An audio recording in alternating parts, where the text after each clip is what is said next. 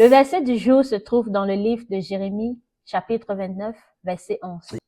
Car je connais les projets que j'ai formés sur vous, dit l'Éternel, projets de paix et non de malheur, pour vous donner un avenir et de l'espérance. Ma question est la suivante. Vas-y, chérie. Quand Dieu dit qu'il a des projets pour nous, est-ce que cela veut dire que notre vie est déjà écrite? La Bible nous montre que Dieu a un projet pour tout homme vivant sur la terre. Amen. Nous l'avons vu avec Zachée, nous l'avons vu avec la femme pécheresse, et même avec ce paralytique devant les portiques de la belle. Alors, Dieu a un plan pour chacun de nous, mais ce plan-là ne s'impose pas automatiquement.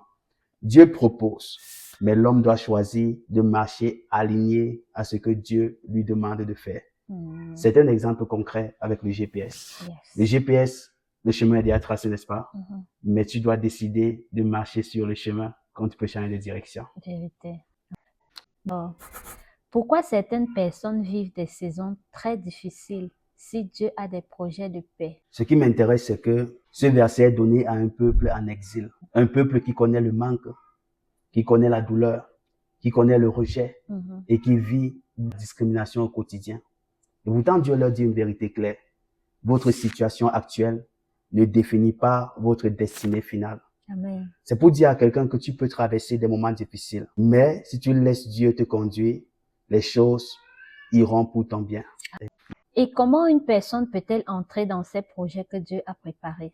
Et la clé spirituelle pour entrer dans ce que Dieu a préparé pour toi est très simple. Amen. Je vais tout simplement te dire de chercher Dieu, d'écouter sa voix et de marcher dans l'obéissance. Alléluia. Quand une personne commence à aligner sa vie avec Dieu, les chemins commencent à s'ouvrir.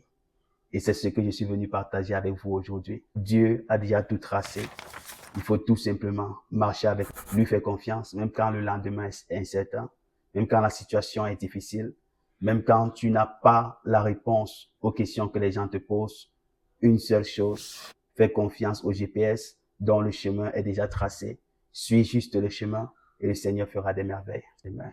Bien-aimé, si tu regardes cette vidéo aujourd'hui et tu as l'impression que ta vie est bloquée ou confuse, rappelle-toi de cette promesse que Dieu dit. Je connais les projets que j'ai formés sur toi. Yes. Cela signifie que même si toi, tu ne vois pas encore le chemin, Dieu voit déjà l'avenir et l'espérance. Alléluia. Alors ne te décourage pas, Pas du bien-aimé.